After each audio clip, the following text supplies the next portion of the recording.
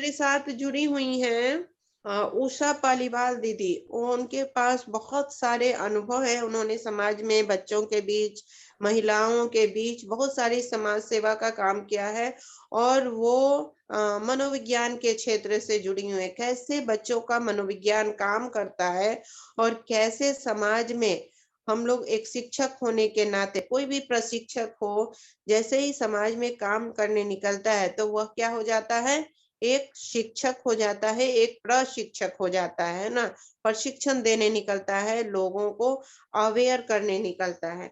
तो हमारे साथ जुड़ी हुई हैं अभी यूएसए से उषा पालीवाल दी, वो तो दीदी का बहुत बहुत स्वागत। और नमस्कार। हमारे ये सारे बच्चे जो हैं वह बीएड कोर्स से जुड़े हुए हैं, शिक्षक बनने जा रहे हैं। गुड मॉर्निंग और ma'am. Good morning. Good morning. तो इन बच्चों को आप अपनी ओर से कुछ टिप्स दे। अच्छा, हाँ, बीएड के स्टूडेंट हैं ये सब। अच्छा, गुड मॉर्निंग मैम। हाँ हाँ, good morning ma'am. Good morning. 30 साल के बीच के। हाँ, ठीक। मैंने बहुत काम किया है गांव में जाके, और वुमेन्स, औरतों की एजुकेशन के ऊपर मेरा मुख्य उद्देश्य रहता था। उसमें भी क्योंकि मैं एक मनोविज्ञान की विद्यार्थी हूँ, तो मैंने एक प्रोजेक्ट किया था इग्नू से, जब मैं 55 ईयर की थी। अभी तो मैं 72 ईयर की हूँ। उसमें मुझे बहुत अनुभव प्राप्त हुए थे। आप लोग जिस एज की हैं उन लोगों से मैंने बहुत संपर्क किया था, और मेरे जो अनुभव थे, जो आप लोग अभी शिक्षक बनेंगे आगे जाके, तब आपको क्या मुख्य आपको अपने मन में रखना चाहिए, बस उसी पे मैं 2 बात आज बोलूंगी। फिर मैं आपको बाद में कुछ बता सकूंगी। अपने अनुभव तो मेरे बहुत हैं, लेकिन मैं जब शिक्षक बनने के लिए आप तैयार हैं, तो सबसे मुख्य बात है, जब आप अपने शिक्षार्थियों को, जो आपके बच्चे होंगे जिनको आप पढ़ाएंगी, तब उनकी मनोस्थिति, उनका वो किस बात को आपको समझ सकते हैं। आज मैंने मुझसे थोड़ी सी जो गलती हुई, मैंने रीता दी से एकदम क्षमा मांगी, इसीलिए क्योंकि जब कोई बोलता है और उसके बीच में जरा भी डिस्टरबेंस हो, तो कितना मतलब एक आपकी जो लय होती है वो बिल्कुल टूट जाती है। वो दोष मैंने आज, मेरे से गलती हुई, इसलिए मैंने हाल के हाल, मुझे अच्छा नहीं लगा। तो सबसे पहला आप लोगों को ये ध्यान रखना है कि जब आप शिक्षक बनेंगे, तो आपको जो आपके स्टूडेंट हैं, विद्यार्थी हैं, उनकी मनोदशा को, उनके उसको देखना है कि वो आपकी बात को अपने अंदर तक ले जाएं। आपको इस तरह से बात को बताना है कि कैसे आप उनके सामने बात रखती हैं। उसका मैं एक अनुभव आपको अपना बताती हूँ, आप उससे समझ जाएंगे। कि एक मैं धनबाद में टाटा स्टील में काम करती थी, तो वहां पे भारतीय बीसीसीएल करके माइंस थी। उस माइंस में मैं क्लास लेने जाया करती थी, मतलब एजुकेशन के ऊपर, जो वहां के वर्कर्स होते थे। तो जो वहां के आरसीएमएस के जो सेक्रेटरी थे, वो मुझे ले जाते थे। सुबह 9 बजे से लेके और 5 बजे तक कक्षा होती थी। तो उसमें एक बार क्या हुआ, भौरा में, धनबाद भौरा कॉलोनी थी उसके, उन्होंने कहा आज मैडम यहाँ पे क्लास है, आपको लेने हैं। मैं ज्यादातर स्त्रियों की क्लास लेती थी, जो वुमेन वर्कर्स होती थी उनकी क्लास लेती थी, और उसमें हमारे सारे विषय होते थे, सारे सब तरह के विषय होते थे। कानून के ऊपर भी पढ़ाना, संबंधों के ऊपर भी बताना। लेकिन उस दिन तो वो समझते थे कि ये किसी भी विषय में बोल सकती हैं, इसलिए उन्होंने मुझे परिचय नहीं कराया। और जब मैंने वहां जाके देखा, तो वहां के कम्युनिटी हॉल में सारे पुरुष बैठे हुए थे, 30-35 पुरुष वर्ग थे। उसमें कुछ सुपरवाइजर थे और कुछ उसमें वर्कर भी थे, लेबर वर्ग के थे, और कुछ सुपरवाइजर वर्ग के थे। तो मुझे उनसे तादात्म्य स्थापित करना, जो मैं कहना चाह रही हूँ आपसे, पहले हमें एक संबंध स्थापित करना होता है उनसे, कि हम हमारी बात को, हमारी एक अथॉरिटी हो, हमारी बात को उन तक कैसे हम पहुंचाएं। तो पहले मैंने उनसे साधारण बोलचाल की भाषा में बात की कि आप कैसे हैं, आपके घर वाले, और उनके आपसी विचार करके मैंने एक संबंध स्थापित किया। वो सबसे ज्यादा जरूरी होता है कि एक शिक्षक के और जो आपके सुनने वाले हैं उनके बीच में एक संबंध स्थापित करना। जब आप संबंध स्थापित कर लेंगे तो आपको स्वतः मालूम हो जाएगा कि आप जिस विषय पर बात कर रही हैं उनमें ये इनकी रुचि कितनी है और उस रुचि को वो कितना आप जो बता रही हैं वो उसको कितना ले पाए हैं। और आपको बोलते बोलते ही अनुभव हो जाएगा कि आपने जो बात कही है उस बात को वो उन तक पहुंची कि नहीं। उसको मैंने इतनी अच्छी तरह उन लोगों से संबंध स्थापित किया कि वो मुझसे थोड़ी देर में खुल गए और अपनी सारी बातें बताने लगे। और मेरा क्या होता था कि मैं खाना भी, दोपहर का लंच भी उन लोगों के साथ ही करती थी, जिससे कि एक उन लोगों में समान भाव पैदा हो। और उसके बाद मुझे आज भी वो शब्द उनके याद हैं कि उनके सामने कभी किसी महिला ने जाके इस तरह की बातें नहीं की थी कि हमने उनसे ये भी बात बताई उनको कि आपको अपने पत्नी और बच्चों को समय देना चाहिए, उनको कितना टाइम देना चाहिए, आप खाना क्या खाते हैं, उसमें आपकी भोजन की क्या क्वालिटी होती है, पानी से 80% बीमारियां होती हैं, तो पानी आप कितना शुद्ध पीते हैं, आपको भी ये मालूम होना चाहिए कि आपके घर में कैसा पानी पिया जा रहा है। मेरा कहने का मतलब है कि हमने सारे विषयों को थोड़ा-थोड़ा टच करके उनसे बात करी। तो वो लोग कंक्लूजन में वो लोग इतने वो हुए कि उनके मुँह से ये शब्द निकला कि मैम आप, नदी थी वहाँ दामोदर नदी, उसके पार उन लोगों की कॉलोनी थी। तो बोले हमारी नदी के पार आप आके हमारे परिवार में आके और आप एक बार मैम, एक बार आके प्रवचन दीजिए। मुझे इतना अजीब सी फीलिंग अच्छा, हुई इस बात में कि प्रवचन शब्द उनके मुंह से निकला कि मैम, मतलब हमारी बात को उनके अंदर इतनी चली गई कि उनको उस बात को प्रवचन लगा। तो तो उसके ये मेरा कहने का मतलब है, ये उदाहरण मैंने खाली इसलिए दिया। इस तरह की मैं कई आपको और भी उदाहरण दे सकती हूँ, लेकिन इससे ज्यादा समय नहीं लूंगी। लेकिन मुझे बहुत अच्छा लगा आप लोगों से मिलके। और क्या कहूँ, धन्यवाद मैं रीता दी को कह रही हूँ कि उन्होंने एकदम मुझसे कहा और जो मेरे मन में भाव थे वो मैंने कह दिए। एक एम्पैथी शब्द जो होता है ना कि आप दूसरे के मनोभाव को समझ लें, वो शब्द बहुत महत्वपूर्ण होता है एक शिक्षक के लिए। बस मैं इतना ही कहूंगी आप लोगों से। और आप बहुत अच्छे शिक्षक बने और न्यास योग में आप शामिल हुए हैं, तो इसका तो फायदा आपको बहुत होगा, क्योंकि इसमें एक मन में शांति उत्पन्न होती है। वो शांति एक टीचर की समर्पित हो जाता है, टीचर एक विद्यार्थी के प्रति समर्पित हो जाता है। अब आप लोग कुछ पूछना चाहें जो मैंने जिक्र किया तो मैं उसको उत्तर दे दूंगी। किसी को कोई प्रश्न है, कुछ जिज्ञासा है? क्योंकि 72 ईयर की होने का मतलब 50-60 सालों का उनके पास अनुभव है। तो उस एक्सपीरियंस को आप लोग किसी भी रूप में, क्योंकि जीवन के हर क्षेत्र का उनको अनुभव होगा, तो आप कोई भी प्रश्न करना चाहती हैं तो आप लोग करें और जवाब हम लोग को मिलेगा। कोई भी किसी भी तरह के मन में बात हो।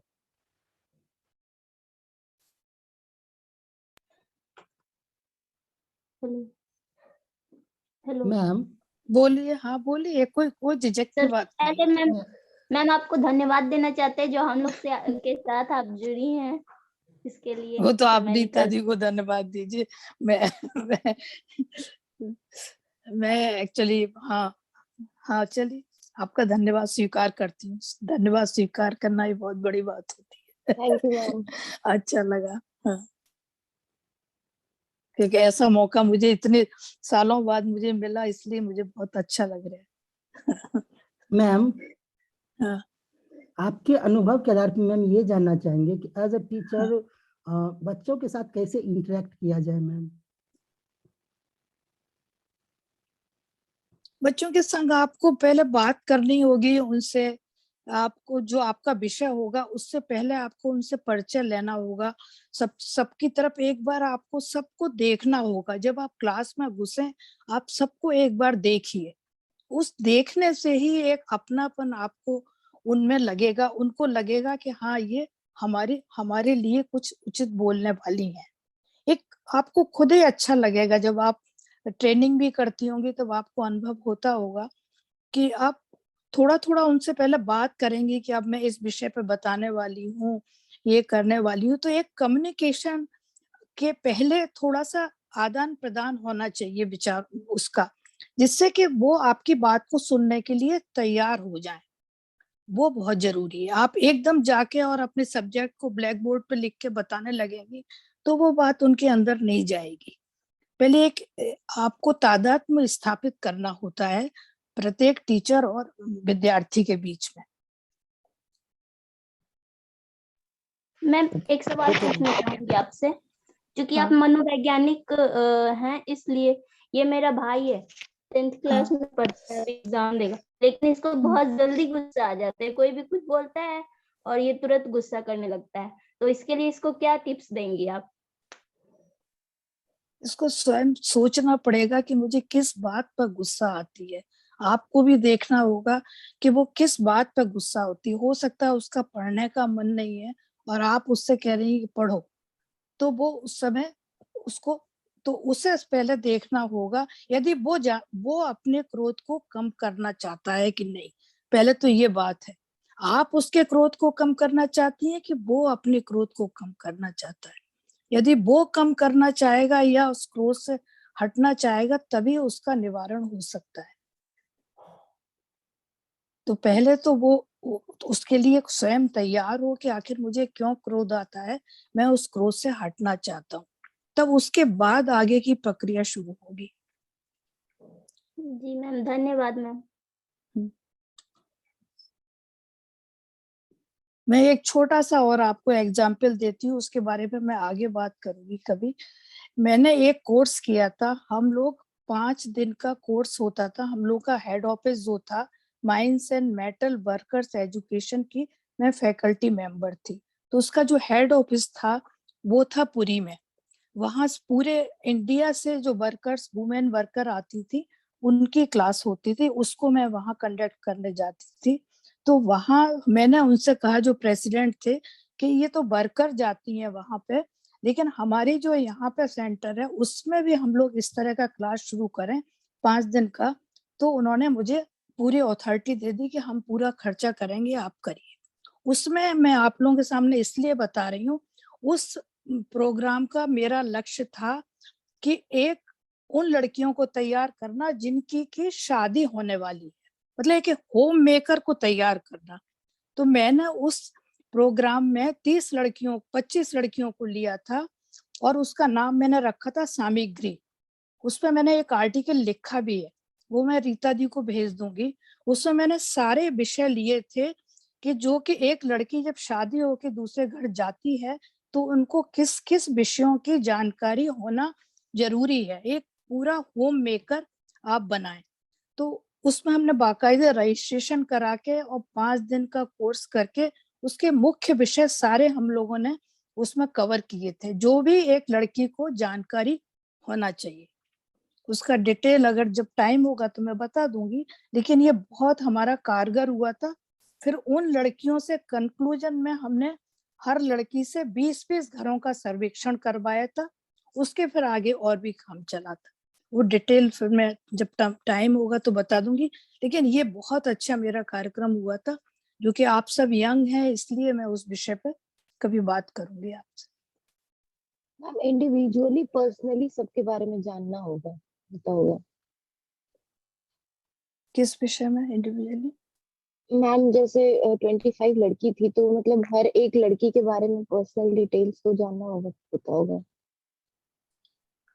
नहीं, वो तो ग्रुप में कार्यक्रम हुआ था, उसमें उस तरह के सारे सब्जेक्ट लिए थे जो कि एक शादी के बाद एक लड़की को जानने जरूरी होते हैं। जैसे फॉर एग्जाम्पल, आप घर का बजट कैसे बनाएंगी, होम मैनेजमेंट कैसे करेंगी, परिवार नियोजन के बारे में, आपको बैंक में आप जो पैसा बचाएंगी उसको कैसे जमा करेंगी, आपका आपसी संबंध, वहां सबसे बड़ी प्रॉब्लम होती है ससुराल जाके आपके आपसी संबंध, वो आप किस तरह से बनाएंगी, किस हस्बैंड के संग, मदर इन लॉ के संग, फादर इन लॉ के संग, एंड फर्स्ट एड आपको आनी चाहिए घर में, सुरक्षा की, मतलब इस तरह से हमने सारे सब्जेक्ट को कवर किया था। एंड कानून, महिलाओं के जो कानून है, आपके अधिकार क्या हैं, उस सब सारे सब्जेक्ट को कवर किया था और इसीलिए उसका नाम हमने सामग्री करके रखा था।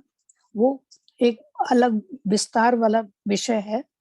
मैं खाली इसलिए कह रही हूँ कि इस संबंध में भी अगर कभी किसी को बात करनी हो तो मुझसे बात कर सकती है। और मैंने ऐसे बैठे बैठे इस पे एक छोटा सा अपना जितना मुझे याद आ रहा था मैंने लिख भी दिया है। मैं रीता दी को भेज दूंगी थोड़ा सा और उसको रिफाइंड करके। यस संजीव, आप कुछ बोल रहे थे? नहीं मैम, हो गया मैम, पूछ ली मैम। नमस्ते मैम, मेरा एक क्वेश्चन है। हाँ। मेरा क्वेश्चन जीवन के ऊपर है। मैम, आपने एक लंबी आयु बिताई है और इससे प्राप्त अनुभवों के आधार पे आप जीवन को किस नजरिए से देखती हैं कि जीवन क्या है?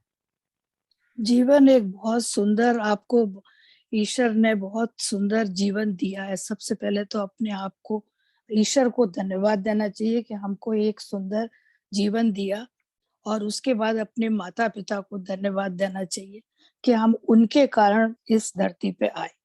मैं जन्मदिन के दिन या नित्य मैं तो अपने माता पिता को और ईश्वर को धन्यवाद देती हूँ कि आज जो मेरा जीवन है उनके कारण है।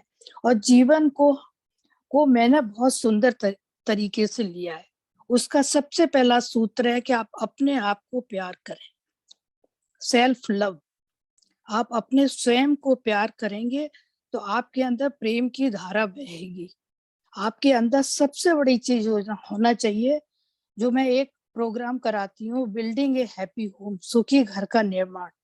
उसमें यही बताती हूँ कि हम अपना जो घर का निर्माण करते हैं तो उसमें मैं स्वयं को सबसे पहले रखती हूँ कि सबसे पहले तो उस अस्तित्व में आस्था, उस ईश्वर में आस्था, उस प्रकृति में आस्था, जो कि इस ऊर्जा को, जिसको कि आप रीता दी से आप जानते होंगे, एक ऊर्जा जो है, एक प्रकृति की शक्ति जो है, वो उसमें विश्वास होना।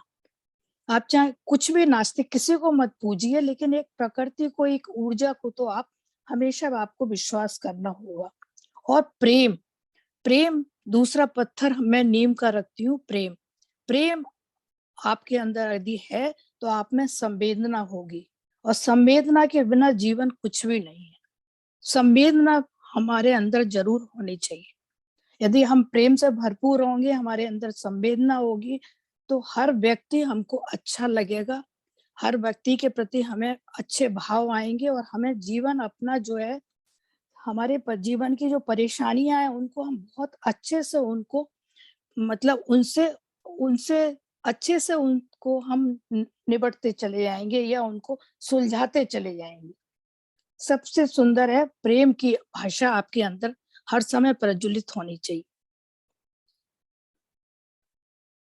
मेरा जीवन का यही उद्देश्य है, इसलिए मुझे जीवन हमेशा बहुत अच्छा लगता है।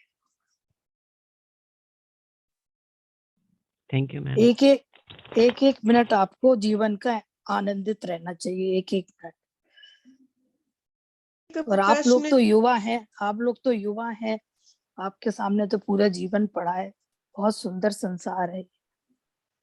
दी एक प्रश्न और इसमें बनता है, अभी अभी भाई साहब की मृत्यु हुई है, और जीवन में एक पति और पत्नी का जो संबंध होता है वो बहुत समानांतर में चलता है, और अभी आपने 1 साल पहले खोया है अपने एक अंग को।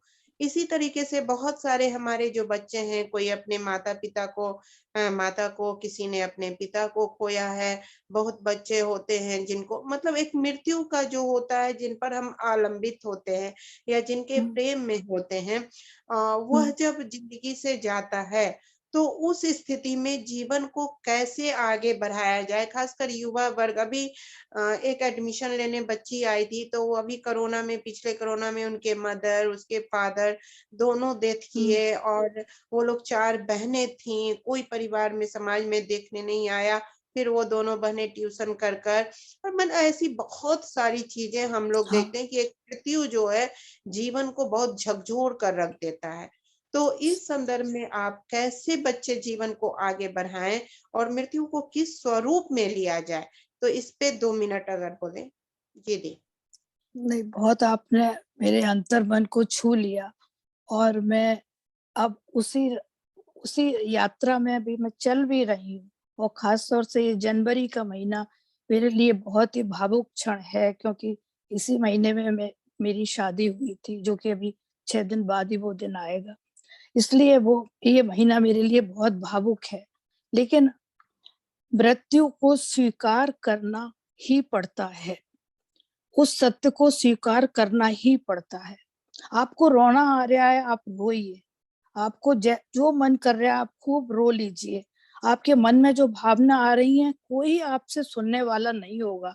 किसी पे समय नहीं है आज की दुनिया में जो आपकी बैठ के आपकी वेदना को सुने।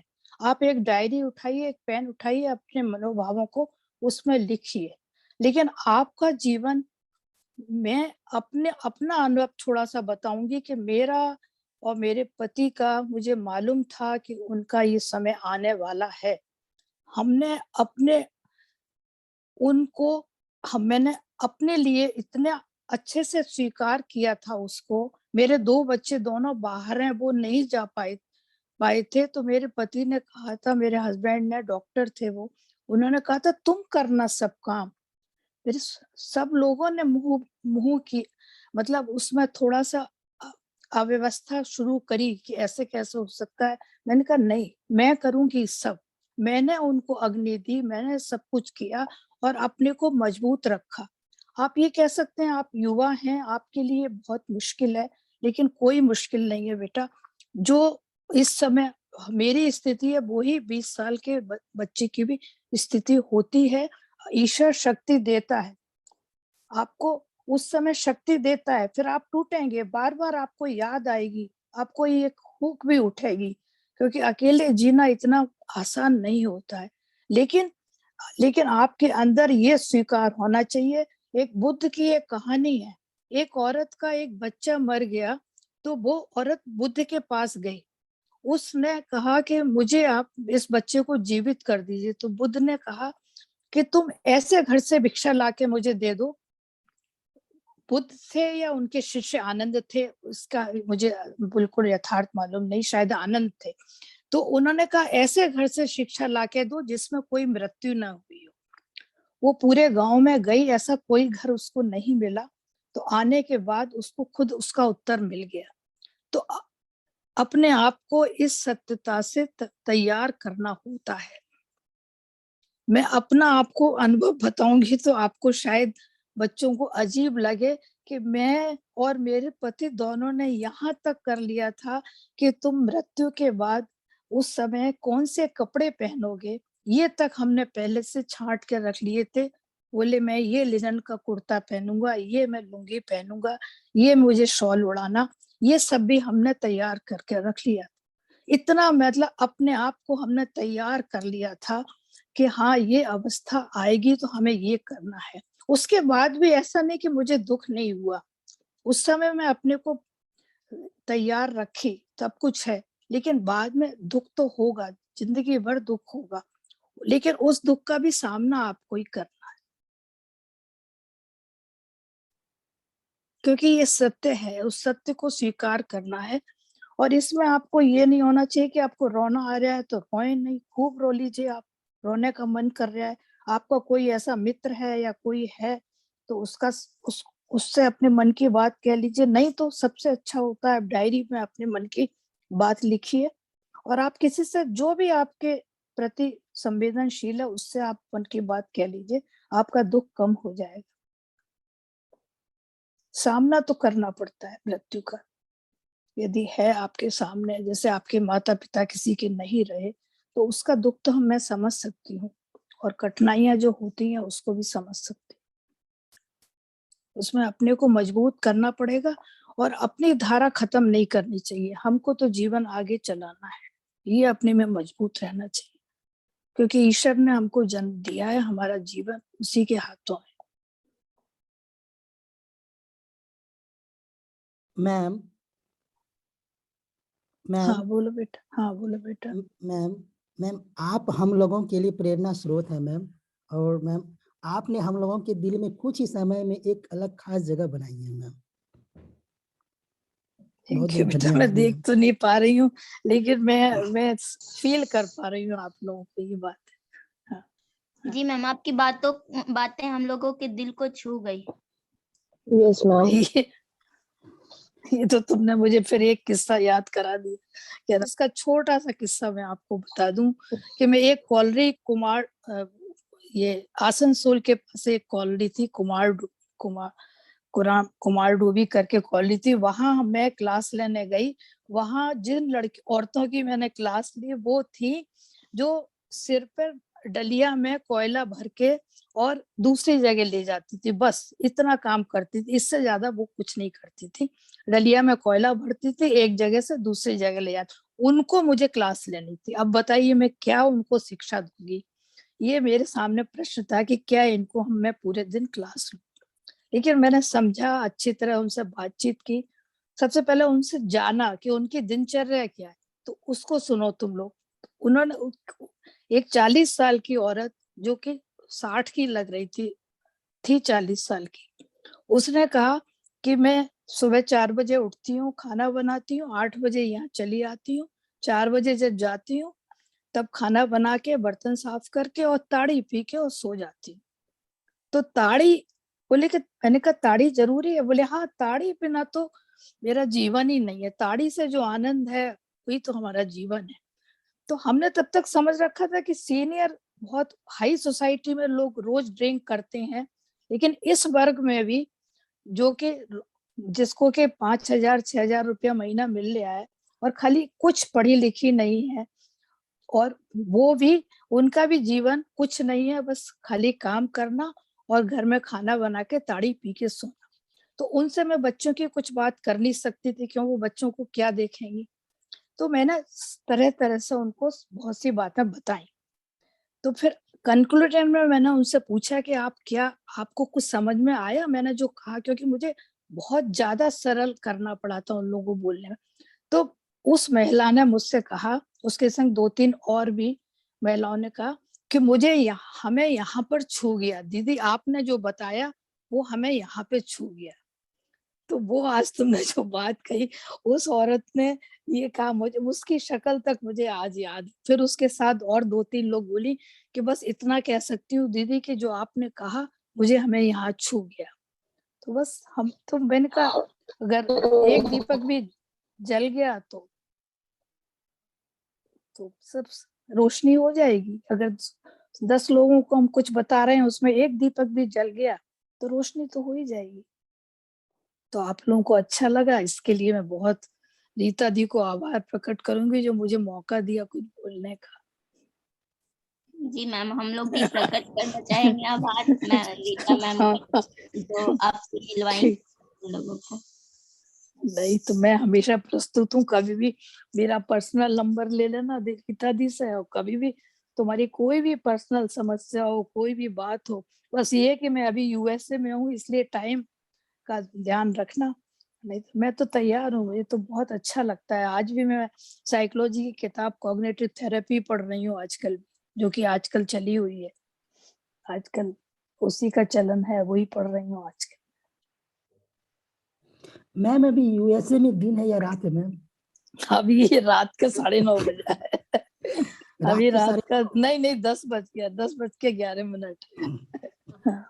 मैम आपके लिए एक छोटा सा क्वेश्चन है। आपने इंडिया में भी काम किया, यूएसए में भी काम किया, मतलब डेवलपिंग कंट्री है, वो डेवलप्ड कंट्री है। मैम आपको मनोविज्ञान की आप शिक्षिका भी रही हैं और स्टूडेंट, आप अभी भी ये कह रही हैं कि मैं इसकी स्टूडेंट रही हूँ। ये सुन के बहुत अच्छा लग रहा है कि कोई ये भी कहता है इस उम्र में, क्योंकि हमेशा सीखते हैं ना, student हम तो हमेशा सीखने वाली Yes, ma'am. प्रक्रिया में रहते हैं। हाँ, हमेशा सीखना Yes, चाहिए, ma'am. इसलिए अपने आपको क्या अंतर लगा? क्या जॉब में इंडिया में यानी अंडर ये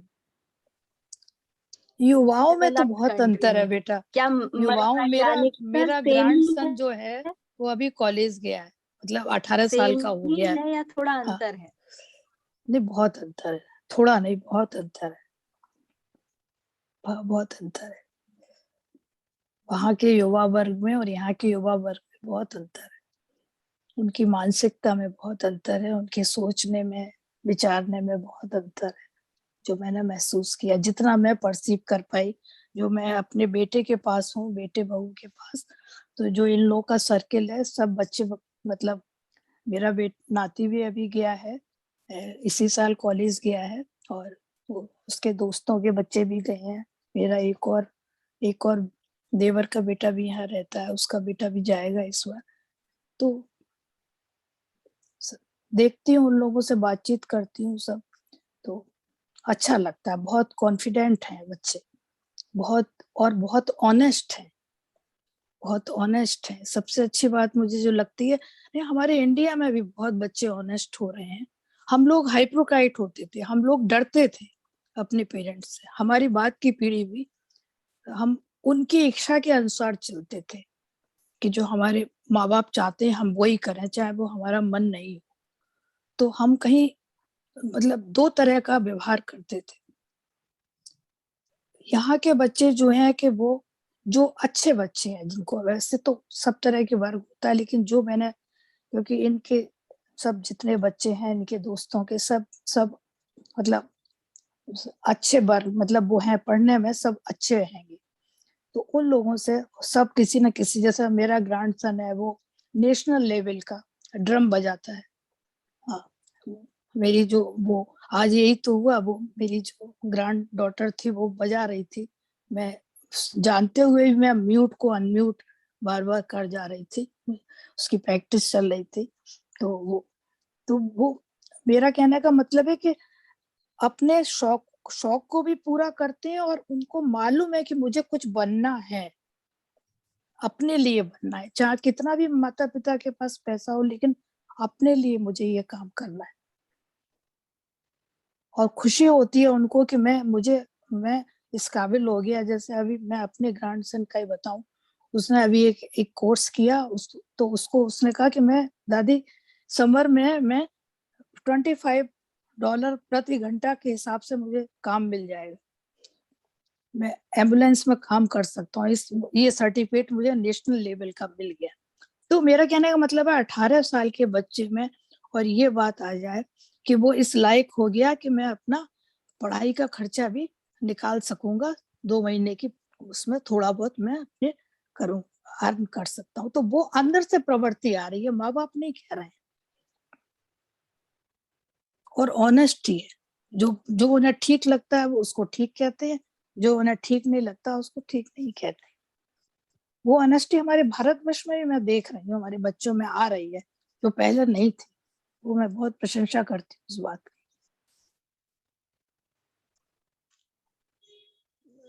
इसमें एक और बात ये है कि भारत में अगर बच्चे, एक तो 90% बच्चे को अपना गोल पता नहीं है, मगर कुछ बच्चों को गोल पता है और वो अपने पेरेंट्स से कहते हैं तो एक टसल होने लगता है, क्योंकि पेरेंट्स जन्म देते ही उसके लिए एक सपना देख लेते हैं। तो बिल्कुल। हमारे विदेशों में क्या स्थिति है? वहां बच्चों को फ्रीडम मिलता है?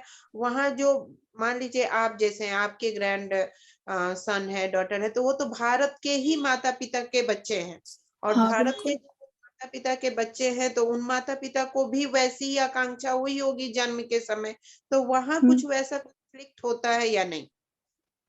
नहीं, कॉन्फ्लिक्ट होता होगा, लेकिन बच्चा करेगा वही जो कि माता पिता चाह रहे हैं। ऐसी बात नहीं कि माता पिता नहीं चाह रहे हैं, वो अपनी इच्छा रख दे रहे हैं, लेकिन वो थोप नहीं रहे हैं। डिसीजन बाद में बच्चे का ही होगा, और उसमें कोई ऐसा नहीं है कि कोई कॉन्फ्लिक्ट हो। माता पिता उतनी ही इच्छा से उस चीज को स्वीकार भी कर लेंगे। जितना मैंने देखा है, मेरे 15-20 फैमिली से मेरा संपर्क रहता है। मैं तो यहाँ पे मई में आ गई थी और मई से लेकर अभी तक हूँ। तो इतने दिनों में मैंने जो देखा, पहले आती थी तो 2 महीने रहती थी, अब की बार मैं अभी तक हूँ। तो मैंने जो परसीव किया कि माता पिता की इच्छाएं हैं, ऐसी बात नहीं जो आप कह रही हैं, क्योंकि वो इंडिया के ही है, वो वही थोड़ा सा उनमें है, जीन्स में है। लेकिन उस पर फोर्स नहीं करते हैं, उस पर दबाव नहीं डालते, बल्कि उसको मौका देते हैं चारों तरफ की चीजों का। जैसे ये इंस्ट्रूमेंट बजाओ, ये इंस्ट्रूमेंट बजाओ, उसमें देखा। अब जैसे मेरा ग्रैंडसन था, उसने 2 साल पियानो बजाया, बाद में जब उसने बैंड बजाया, ड्रम बजाया, तो वो सबसे अच्छा स्टूडेंट हो गया। खाली यहीं का नहीं, न्यू जर्सी का ही नहीं, पूरे नेशनल लेवल का। उसने डिज्नी में जाके भी बजाया। उसने कहा कि मैंने अपने 2 साल वेस्ट किए पियानो में, लेकिन वो आगे नहीं बढ़ पाया, उसका इंटरेस्ट नहीं था, वो जान नहीं पाया कि मुझे पियानो में इतना, मैं आगे नहीं बढ़ पाऊंगा। तो ये उसको मौका दिया, फिर उसको जब ड्रम में मौका मिला तो उसने देख लिया कि इसमें मैं आगे, इसमें मेरा इंटरेस्ट है, तो देखेगा तो बच्चा ही ना, वो तो माँ बाप तो खाली मौका देंगे उसको। लेकिन यहाँ है कि मौके बहुत हैं, मौके बहुत दिए जाते हैं। जैसे मेरी ग्रैंड डॉटर है, वो आर्चरी भी कर रही है, म्यूजिक वो भी बजा रही है, वो बैंड जो मुंह से बजता है, मुझे नाम याद नहीं आ रहा है उसका, वो भी बजा रही है। पहले छोटा था, अभी बड़े वाला ले आई, बोले अब इस पे बजाऊंगी। तो क्योंकि उसको अभी थोड़े दिन पहले कंसर्ट हुआ था, स्कूल का, उसमें उसको आगे स्टेज पे आने का मौका मिला, तो उसका उत्साह बढ़ा। फिर उसको मालूम पड़ गया कि भाई ये मेरे उसकी बहन है, तो ये भी उतनी टैलेंटेड है, तो उसको मौका मिला। मेरा कहने का मतलब है कि मौके तो पेरेंट्स को देने पड़ते हैं, और बच्चा उसमें कौन सा एडॉप्ट करता है ये बच्चे के ऊपर। इंडिया में उतने मौके भी नहीं मिल पाते हैं, क्योंकि वहां पे थोड़ा सा आर्थिक भी कारण है रीता, उतना अफोर्ड नहीं कर पाते। और थोड़ा उसका भी मैं कहूंगी कि थोड़ा सा पढ़ाई पे ही ज्यादा जोर दिया जाता है, बजाय बहुमुखी विकास के। बस कि तुम ये बन जाओ, बस ये है। चाहे तुमको संगीत का शौक है या किसी खेल में, या हर बच्चा खेल में होगा, म्यूजिक में होगा या स्पोर्ट में होगा या किसी भी चीज में होगा, किसी न किसी में वो उसका अपना एक शौक जरूर होगा, क्योंकि वो उसका जीवन का मुख्य एंजॉयमेंट है। अब आप लोगों को क्या क्या चुनना है अपने लिए? Yes ma'am. Yes ma'am. जी मैम। जो तुम लोगों को अच्छा लगे वो जरूर करो। बस मेरा तुम लोगों से इतना ही कहना है, प्यार से और बहुत श्रद्धा से मैं तुम लोगों को कह रही हूँ कि मुझे लगता है कि तुम लोग जीवन जियो, एकदम अंदर से प्रफुल्लित रहो, कोई उदासी नहीं, कोई अवसाद नहीं, कोई कुछ नहीं। जीवन बहुत सुंदर है, उसको जियो जो तुम्हें अच्छा लगता हो। हर समय ये सब फोन पे ना, फेसबुक और ये इंस्टाग्राम वगैरह, इससे थोड़ा सा हट के थोड़ा सा और कुछ भी दियो। ये देखो तुम एक ही चीज को कितनी बार देख रही हो, तो टाइम वेस्ट कर रही हो। ये नहीं कि मैं पुराने जमाने की हो गई इसलिए कह रही हूँ, ऐसी बात नहीं है। लेकिन जीवन में बहुत सुंदर सुंदर चीजें हैं, उनको भी देखो। अच्छी अच्छी किताबें पढ़ो, किताबें पढ़ने से बहुत अच्छा लगता है। मेरे पास तो अपना इतना किताबों का कलेक्शन है, मुझे समझ में नहीं आता किसको दूं उन किताबों को। मुझे दे दीजिएगा, मेरा अपना लाइब्रेरी। आज रीता दी, जो मेरे हस्बैंड की सबसे फेवरेट बुक थी वो मैं पढ़ रही थी। लोकायत है ये बंदोपाध्याय जी की। ये बहुत ही रेयर बुक है ये। इसमें जो आप बता रही थी ना आज, लोकायत करके, ये देवी प्रसाद चट्टोपाध्याय की है। आप तो तंत्र पे आपने तो काफी वो किया हुआ है, पोस्ट ग्रेजुएशन, तो आप जानती होंगी। तो इतनी सुंदर पुस्तक है, और ये उनकी सबसे फेवरेट बुक थी, वही मैं आज पढ़ रही थी। हालांकि मुझे उतना समझ में नहीं आ रहा है कि पूरा वेद और उपनिषद भरा हुआ है इसमें। धीरे धीरे चर्चाओं में ये तो धीरे धीरे समझ में आने लगे। हाँ, अच्छा लग रहा है, लेकिन पढ़ना शुरू किया तो अच्छा लग रहा है। पहले भी पढ़ती थी, लेकिन अभी मैंने सीरियसली पढ़ना शुरू किया। मैम आपके शब्दों से बहुत प्रभावित हुए हैं मैम। हम तो कुछ ही सेकंड में आपके बहुत बड़े फैन बन गए मैम। बहुत मुझे तुम लोगों से इतना प्यार हो गया इतनी देर में कि मैं बहुत ही अच्छा महसूस कर रही हूँ। हालांकि शाम को बैठ के मैं थोड़ी सी दुखी थी, तो मेरा अच्छा मन परिवर्तित हो गया। मैं बहुत खुश हूँ, अच्छा है। और रीता दी समझ गई मेरे मन की व्यथा को, इसीलिए उन्होंने मुझसे आपसे जुड़ने के लिए कहा। ये तो बहुत कुछ समझ जाती है ना, इसलिए मैं धन्यवाद दूंगी रीता दी को। और तुम सब तो प्यारे बच्चे हो, तुम लोगों को तो प्यार ही प्यार है मेरा, और आशीर्वाद है। थैंक यू दी। और आज हम लोग कल शाम में हम लोगों ने गुड नाइट मैम। हाँ गुड नाइट। ये सही था। Good night ma'am. हाँ, चलिए, तो बहुत बहुत धन्यवाद।